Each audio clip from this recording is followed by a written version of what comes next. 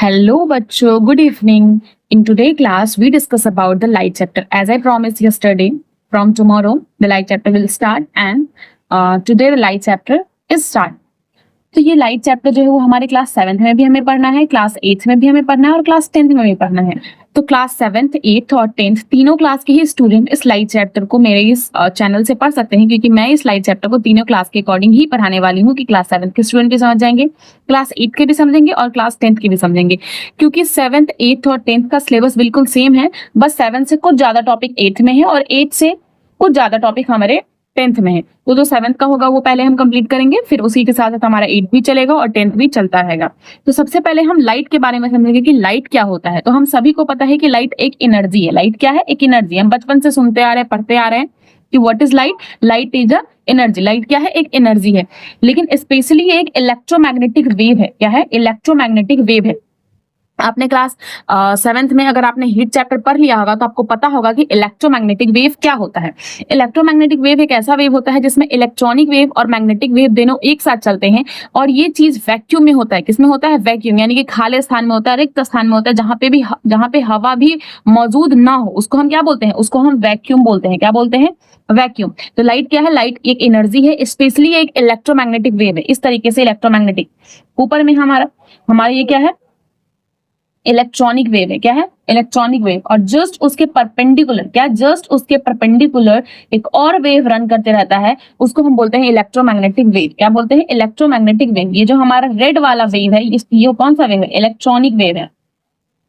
Electronic wave. और ये जो हमारा ब्लू वाला वेव है, ये क्या है? मैग्नेटिक वेव है। तो जब इलेक्ट्रॉनिक वेव और मैग्नेटिक वेव एक दूसरे के परपेंडिकुलर फ्लो करते रहते हैं, इसी को हम इलेक्ट्रोमैग्नेटिक वेव बोलते हैं। और ये स्पेशली वैक्यूम में होता है। किसमें होता है? वैक्यूम में। ये हमें देता है सेंस ऑफ साइट। लाइट हमें क्या देता है? Sense of site. आज हम किसी भी चीज को देखने के एबल हैं, तो क्या वो लाइट की वजह से है? तो हाँ भी और ना भी, ये 50-50% है। अगर लाइट हमें किसी चीज को देखने में हेल्प करता है, उसी के साथ साथ आपके बॉडी में भी एक चीज है जो आपको देखने में हेल्प करता है, और वो है आपकी आंखें। क्या ऐसा हो सकता है कि आपके पास आंखें ना हो, आप अंधे हो? जो ब्लाइंड पीपल होते हैं वो चीजों को नहीं देख पाते। क्या उनके आसपास रोशनी नहीं होता है? क्या उनके आसपास लाइट नहीं होता? ऐसा नहीं है, उनके आसपास तो लाइट होता है, फिर भी वो चीजों को नहीं देख पाते हैं। क्यों? क्योंकि उनके पास आंख नहीं है। क्या ऐसा हो सकता है कि हमारे पास आंख हो और चारों तरफ अंधेरा ही अंधेरा हो, कभी रोशनी हो ही ना, कभी सूरज निकले ही ना, या फिर हम एक ऐसे कमरे में बंद है जहां चारों तरफ सब कुछ पैक और पूरा अंधेरा है, तो क्या हम चीजों को देख पाएंगे? तो नहीं। तो अगर हमारे किसी चीज को देखना है तो हमारे पास दोनों ही चीजें होनी चाहिए। हमारे पास आंखें भी होना चाहिए और लाइट भी। हम सिर्फ ये नहीं बोल सकते हैं कि लाइट की वजह से हम चीजों को देख पाते हैं, या ये भी नहीं बोल सकते हैं कि आंखों की वजह से हम चीजों को देख पाते हैं। अगर हमें किसी चीज को देखना है तो we need both of things, eye, और उसी के साथ साथ हमें लाइट भी चाहिए। तो दोनों चीज हमें जरूरी है। लाइट एक एनर्जी है, स्पेशली एक इलेक्ट्रोमैग्नेटिक वेव है जो कि वैक्यूम में ट्रेवल करता है, और ये हमें सेंस ऑफ साइट देता है। बट ये बात पूरी तरीके से सच नहीं है, क्योंकि सेंस ऑफ साइट के लिए हमारे पास आंखें भी होनी चाहिए। आई होप आपको ये एग्जांपल समझ में आया होगा कि कैसे हमारे पास आंखें हैं और फिर भी हम चीजों को नहीं देख सकते, और अंधे लोग जिनके पास आंखें नहीं है, रोशनी है चारों तरफ, फिर भी वो चीजों को नहीं देख पाते हैं। इसलिए क्योंकि हमें अगर किसी चीज को देखना है तो we need both of things. उसके बाद हम पढ़ेंगे स्पीड ऑफ लाइट। तो स्पीड ऑफ लाइट, लाइट क्या है? वैक्यूम में भी ट्रेवल करता है, और वैक्यूम के साथ साथ वो किसी मीडियम के थ्रू भी ट्रेवल करता है, यानी कि वो वाटर में भी ट्रेवल करता है, एयर में भी ट्रेवल करता है, डस्ट पार्टिकल के साथ भी ट्रेवल करता है, और वैक्यूम यानी कि रिक्त स्थान, खाली स्थान में भी ट्रेवल करता है। तभी तो सन से लाइट हमारे अर्थ तक पहुंचता है। हमारे अर्थ के अराउंड एटमॉस्फेयर है, लेकिन क्या हमारे सन के अराउंड एटमॉस्फेयर है? नहीं है ना। फिर भी सन से सनलाइट हमारे अर्थ तक आता है। कैसे आता है? वैक्यूम के थ्रू आता है। कैसे? वैक्यूम। लाइट को ट्रेवल करने के लिए मीडियम की जरूरत नहीं है। लाइट बिना किसी मीडियम के भी ट्रेवल करता है और बहुत स्पीड से ट्रेवल करता है। तो लाइट की स्पीड जो वैक्यूम में होती है वो 3 × 10⁸ मीटर पर सेकेंड होती है। 3 × 10⁸ मीटर पर सेकेंड। लेकिन अगर इसको हम किलोमीटर में देखेंगे तो 3 × 10⁵ किलोमीटर पर सेकेंड होती है। What is the speed of light in vacuum? The speed of light is 3 × 10⁸ metre per second, और in kilometre 3 × 10⁸ kilometre per second. लेकिन अगर यही लाइट जब किसी मीडियम के थ्रू ट्रेवल करता है, यानी कि एयर के थ्रू, वाटर के थ्रू, या डस्ट पार्टिकल्स के थ्रू, किसी भी मीडियम के थ्रू जब लाइट ट्रेवल करता है तो उसकी स्पीड डिक्रीज हो जाती है, यानी कि उसकी स्पीड कम हो जाती है। अब हम पढ़ेंगे रेक्टिलिनियर प्रोपगेशन ऑफ लाइट। ये रेक्टिलिनियर प्रोपगेशन ऑफ लाइट क्या है?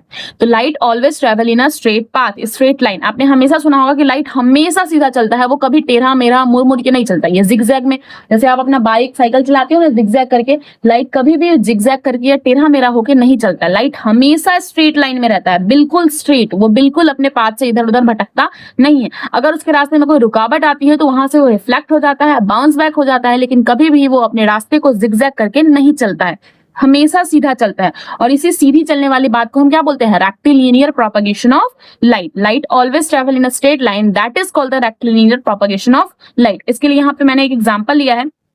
यहाँ मैंने क्या लिया? यहाँ कैंडल लिया है। क्या लिया है?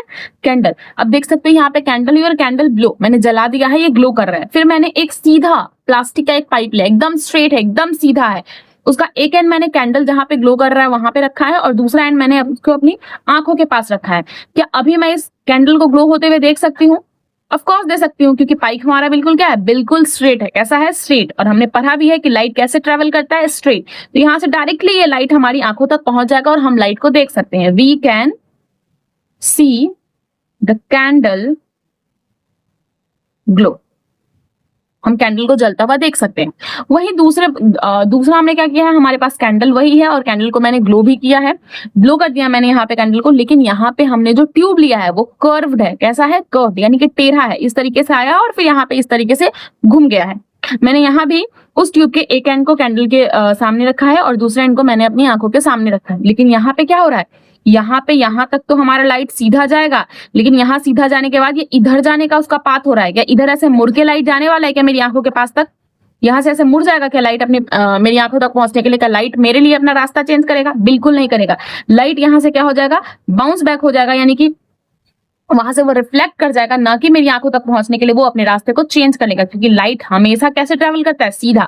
अगर उसके पास पाथ में कोई रुकावट आता है तो लाइट बिल्कुल भी उस रुकावट को रास्ता चेंज करके वो हमारी आंखों तक पहुंचने वाला नहीं है। फिर जहां भी उसे पहुंचना है वो वहां नहीं पहुंचेगा, वहां से वो रिटर्न हो जाएगा। लाइट उस चीज से टकरा के, उस ऑब्जेक्ट से टकरा के लाइट रिटर्न हो जाएगा, ना कि वो आगे की तरफ बढ़ेगा। तो यहाँ पे क्या हम कैंडल को देख सकते हैं? We can not see the candle glow. यहाँ पे हम कैंडल को ग्लो होते हुए नहीं देख सकते, क्योंकि यहाँ पे हमारे पास जो पाइप है वो कर्व पाइप है और लाइट हमेशा स्ट्रेट लाइन में ट्रेवल करता है। आई होप कि आपको ये चीजें समझ में आई होगी, और if this video is quite helpful for you then please like, comment, share and follow my channel. अगर इस वीडियो से आपको थोड़ी सी भी हेल्प मिली है, आपको थोड़ी सी भी अंडरस्टैंडिंग आई है, आपको लाइट चैप्टर के बारे में समझने में आसानी हो रही है, तो प्लीज आप मेरे इस वीडियो को शेयर करें, ज्यादा से ज्यादा बच्चों तक, ज्यादा से ज्यादा लोगों तक पहुंचाए, ताकि उनको भी समझ में आए, उनका भी कुछ फायदा हो। कमेंट करें अगर आपको इससे रिलेटेड कोई जानकारी चाहिए या आपको मेरी पढ़ाई हुई चीजें नहीं समझ में आ रही है। अगर आप हिंदी में चाहते हो या फिर इंग्लिश में चाहते हो, आप जिस भी लैंग्वेज में चाहते हो आप उसके लिए कमेंट कर सकते हो। आपको अगर समझ में आ रहा है तो आप उसके लिए भी मुझे कमेंट करो, और इस वीडियो को ज्यादा से ज्यादा शेयर करो, कमेंट करो और लाइक करो मेरे वीडियो को, और इस चैनल को फॉलो करो, ताकि आपको इससे रिलेटेड और भी सारी जानकारी मिले, और इवन आपको इसका नोट्स भी प्रोवाइड किया जाएगा अगर आप कमेंट करोगे मुझे और फॉलो करोगे मेरे चैनल को। Bye bye.